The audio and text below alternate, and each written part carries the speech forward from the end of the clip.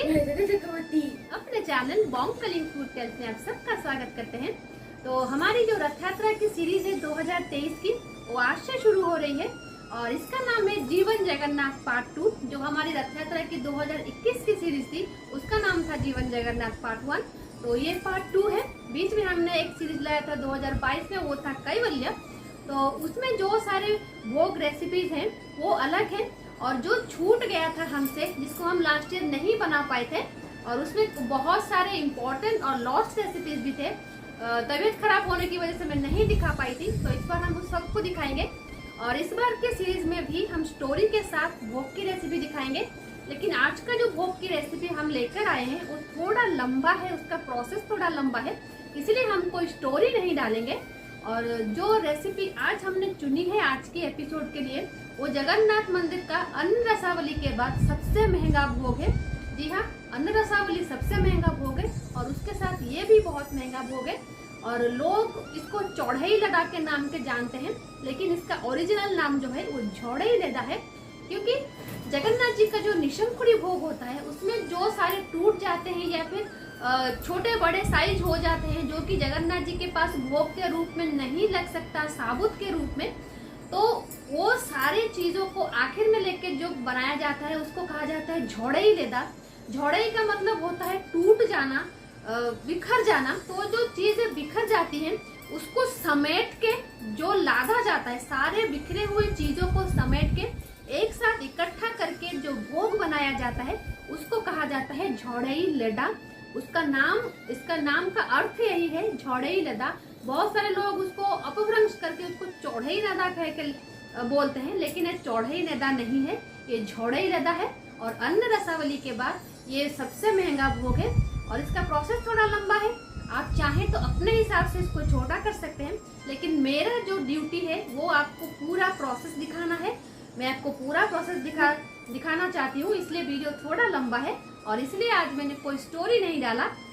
तो चलिए बनाना शुरू करते हैं जगन्नाथ जी का बहुत ही प्रिय भोग झौड़ई लदा। तो झौड़ई लदा बनाने के लिए हमें जो जो सामग्री चाहिए होगी यहाँ पर हमने सब रखा है। इसके लिए हमें चाहिए होगा ये उड़द दाल। ये उड़द दाल का पेस्ट है, ये है चावल का आटा, ये है गेहूं का आटा, ये है गुड़, ये है जायफल, बड़ी इलायची, लौंग और काले मिर्च का पाउडर। यहाँ पे हमने एक खोजा लिया है और एक लिया है यहाँ पर हमने आरिसा पीठा। ये हमें चाहिए होगा। जैसा मैंने वीडियो के स्टार्टिंग में कहा था कि जगन्नाथ जी का एक बहुत स्पेशल भोग है ये, क्योंकि ये भोग सबसे आखिर में बनता है रात में और संध्या धूप में भगवान जी को भोग दिया जाता है। और आखिर में मैंने इसलिए कहा कि जगन्नाथ मंदिर में कोई भी चीज़ वेस्ट नहीं होती और ये चीज़ सारे जो आखिर में रह जाते हैं सामग्री, इसी की वजह से भोग की परिकल्पना की गई थी। और अन्न रसावली के साथ ये मंदिर का दूसरा सबसे महंगा भोग है। और जो सेवायत होते हैं, मतलब हर सेवा का एक मुखिया होता है, तो सुपकार सेवायत जो है उनका जो मुखिया होते हैं वो इस भोग को ले जाते हैं। और अगर किसी को चाहिए तो वो पैसे देकर भी मंदिर प्रशासन से ये भोग खरीद सकता है और उनको बेच भी वही सकते हैं जिनके हिस्से में ये भोग। इस पीठा की परिकल्पना इसलिए की गई थी क्योंकि जब भगवान जी के पास कोई भोग लगता है तो भगवान जी को हम टूटा फूटा कुछ नहीं देते हैं। और जगन्नाथ मंदिर में जगन्नाथ जी के पास एक सर्टेन क्वांटिटी में भोग लगता है। जैसे कोई पीठा होता है 5 लगता है, 4 लगता है, तो उसको बनाने के लिए आपको 10 पीठा या फिर 15 पीठा बनाने पड़ते हैं, क्योंकि शायद साबुत नहीं निकले, कोई टूट जाए, कोई जल जाए। और 4 पीठा अच्छा निकालने के लिए आपको 10 पीठा बनाना पड़ेगा। तो जो 4 को भगवान को अर्पण हो गया और जो बाकी 6 पीठे बच जाते हैं तो उसको आखिर में इस पीठा का रूप दिया जाता है। और कुक्ड फूड के साथ साथ जो भी सामग्री बच जाते हैं, जैसे ये बैटर है, जितना बैटर लगना होता है उससे ज़्यादा बैटर दिया जाता है ताकि कमी ना हो कोई चीज़ का। तो बैटर भी बच जाता है और चावल का आटा भी बच जाता है और गेहूं का आटा भी बच जाता है। और ये चीज़ दूसरे दिन इस्तेमाल नहीं होंगी। भगवान जी के पास एक ही दिन में जो भी सामग्री जाती है उसको उसी दिन ही यूज होना होता है। तो ये कोई भी चीज़ नेक्स्ट डे यूज नहीं होती, इसलिए ये बर्बाद ना हो। तो जो भी आखिर में बचता है सबको मिला के ये पीठा बनाया जाता है। जैसा मैंने कहा, अन्न रसावली के साथ ये दूसरा सबसे महंगा भोग है और जगन्नाथ जी को बहुत पसंद है और ये काफ़ी टेस्टी भोग है। तो इसलिए मैंने आज इसको सबसे पहले चुना है। तो जैसा मैंने आपको दिखाया कि हमें क्या क्या सामग्री चाहिए, ये बैटर बना लेते हैं। इसके लिए जो उड़द दाल हमने रखा है, जो भी इसकी कोई क्वांटिटी नहीं होती किसी चीज़ की, लेकिन उड़द दाल की क्वांटिटी होती है। वहाँ पर कहा जाता है खोंडो। ये एक बाउल है, इसमें अगर हम दाल रखेंगे या फिर पेस्ट रखेंगे तो ये एक खोंडो होगा, तो अगर 2 बाउल में रखेंगे तो 2 खोंडो होगा। तो इसी तरीके से मंदिर में कुछ खोंडो बीरी रखा जाता है, उड़द दाल जिसको कहते हैं, और उसी से ही ये पीठा बनता है। तो हम सारी सामग्री इसमें डाल देंगे। ठीक है, और ये जो है क्या कहा जाता है इसको, खोजा, और ये जो पीठा है आरिसा पीठा, इसको हम आखिर में डालेंगे, क्योंकि इसको मैंने साबुत आपको इसलिए दिखाया कि मैंने साबुत बनाया हुआ है इसे। लेकिन मंदिर में क्या होता है ना, वो जो टूटा फूटा पीठा होता है जिसको कहा जाता है झोड़ई, तो ये झोड़ई हम बनाएंगे, उसको हाथ से ऐसे मसल के उसको झोड़ई बना लेंगे हम। लेकिन सबसे पहले हम ये बैटर बनाते हैं। इसमें हम थोड़ा नमक डालेंगे, ये देखिए उड़द दाल, और ये इसमें थोड़ा सा नमक डालेंगे और वापस से इसको अच्छी तरीके से मिलाएंगे। ये देखिए ये बनके अभी तैयार हो गया है, और इसको थोड़ा रेस्ट करने के लिए हम रख देते हैं। और उसके पहले हम बनाएंगे ये जो गुड़ है, गुड़ का हम सिरप बनाएंगे। और इसमें बहुत ज़्यादा क्वांटिटी में घी जाता है, बहुत ज़्यादा क्वांटिटी में, आपको इस बात का ध्यान रखना है। अगर रिफाइंड ऑयल में या फिर किसी ऑयल में बनाएंगे तो वो टेस्ट नहीं आएगा जो मंदिर का आता है, लेकिन अगर घी में बनाएंगे तो वही टेस्ट आएगा भगवान जी के पास भोग लगाने के बाद।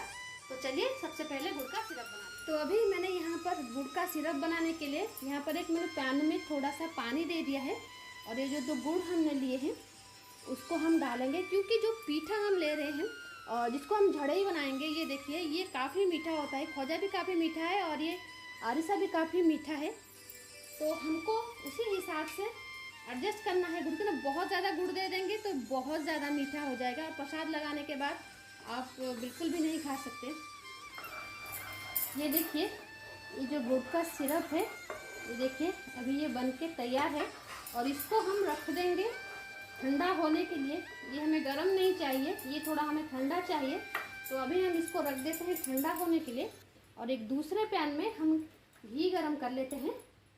तो अभी हमने यहाँ पर एक पैन चढ़ा दिया है, और उसमें हमने अच्छी तरीके से घी को गरम कर लिया है। घी बिल्कुल धुआंधार गरम हो चुका है, और जो बैटर हमने बना के रखा था उसमें हम इस तरीके का छोटा छोटा गोला बना के उसको हम घी में तलेंगे।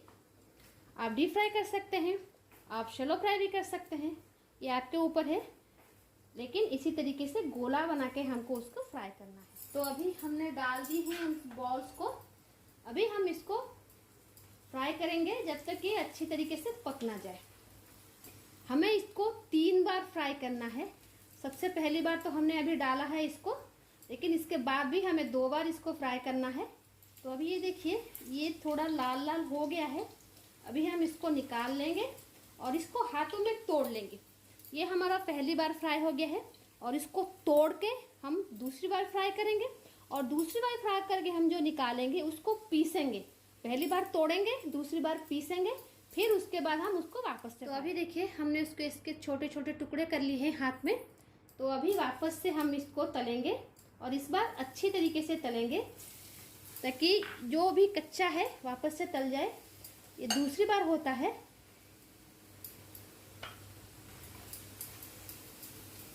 तो अभी ये देखिए ये अच्छी तरीके से लाल हो चुके हैं, और ये 1-2 हैं जो अभी नहीं हुए एक साइड से, तो मैं इनको निकाल लेती हूँ अब, क्योंकि वापस से हमें इसको फ्राई करना है। तो अभी मैं इसको निकाल रही हूँ।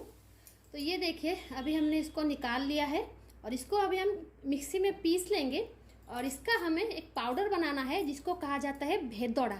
इसका पाउडर होगा भेदोड़ा, उस भेदोड़ा को हम वापस से और एक बार फ्राई करेंगे। तो अभी देखिए जो बड़े के शेप में हमने बनाए थे उसको हमने मिक्सी में दरदरा पीस लिया है। इसी तरीके से आपको पीस लेना, पूरा पेस्ट नहीं बनाना है। पीसना मतलब इसी तरीके से पीसना है। और जो हमने आरिसा पीठा लिया था और जो खोजा हमने लिया था उसको भी हमने यहाँ पे थोड़ा सा पीस के रखा है। यही वो पार्ट है जो पीठा बच जाता है मंदिर में, एक्स्ट्रा टूटा फूटा पीठा, या फिर जल जाता है, या फिर कुछ और हो जाता है, या फिर साइज नहीं होता, तो उसको जो रखा जाता है साइड में, उसके हिसाब से मैंने इसको लिया है। तो ये वापस से हम दोनों को अभी घी में तलेंगे, और उसके साथ हमने जो मसाला बनाया है उसको भी हम इसमें डालेंगे। तो अभी देखिए कढ़ाई में जो भी बचा हुआ जितना सारा भी घी है वो सारा घी इसमें लग जाएगा। और सबसे पहले जो वड़े हमने बनाए थे उसके जो हमने दरदरे पीसे थे उसको हम इसमें डाल देंगे। और उसके बाद जो पीठा का हमने बनाया था, जो बचा हुआ पीठा होता है मंदिर में जिसको डाला जाता है, इन सारे सामग्रियों को हमें वापस से उसी घी में तलना है। आपने देखा कि कितना घी इसमें जाता है, इसी वजह से ये पीठा जो है बहुत दिनों तक रहता है। मैंने कहा कि शायद किसी को यकीन नहीं होता, लेकिन वो टाकुआ 6 महीने तक था घर में।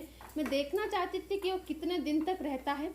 वो 6 महीने तक था क्योंकि मैंने उसमें बहुत सारा घी का इस्तेमाल किया था। तो अभी हम क्या करना है, इसको अच्छी तरीके से पकाना है। मैंने तो यहाँ पर थोड़ा बहुत कम घी डाला है। मैंने यहाँ पर शायद 250 ग्राम घी डाला है। मंदिर में बहुत सारा घी यूज होता है और वो बच भी जाता है। तो अभी हम इसको अच्छे तरीके से पकाएंगे। और उसके बाद हम क्या करेंगे, जो हमने गुड़ बना के रखा था, सिरप, गुड़ का जो सिरप हमने रखा था उसको भी अभी हम इसमें डाल, और इन सारी सामग्रियों को हम अच्छी तरीके से मिलाएंगे।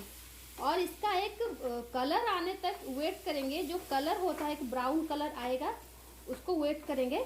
और जो घी इसमें है इससे और भी ये पकेगा। वैसे तो सब कुछ पका हुआ है, लेकिन उसके बाद उसका एक कलर आता है वो हम लाएंगे। और उसके बाद आखिर में जो मसाला उसमें दिया जाता है हम डालेंगे। देखिए जैसा मैंने कहा कि जगन्नाथ जी का बहुत ही फेमस भोग है और जगन्नाथ जी को बहुत प्रिय है। मैं बता नहीं सकती मेरा किचन कितना महक रहा है इन सारी चीज़ों की खुशबू से। आप भी ज़रूर बनाइए, इसीलिए मैंने इसको चुना है इस बार सबसे पहले रेसिपी के रूप में।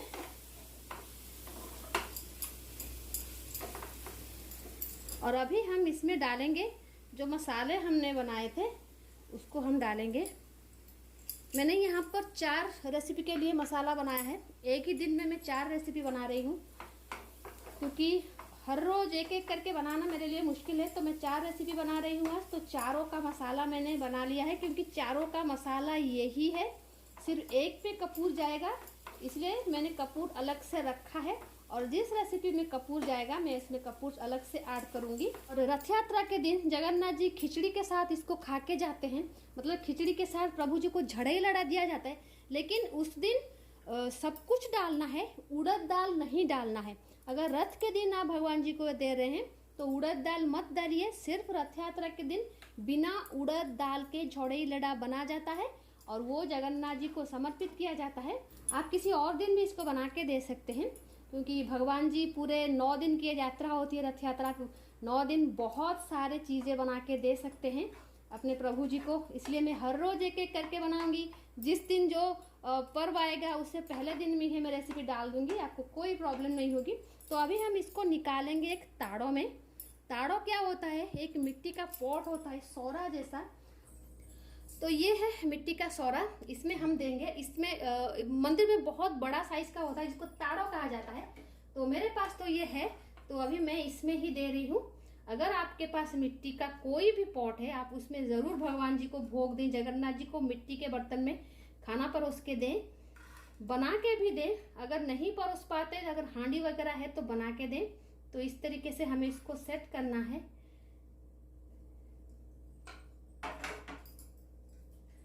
इस तरीके से इसको इस तरीके से दबा दबा के सेट करना है झड़ई लड़ा।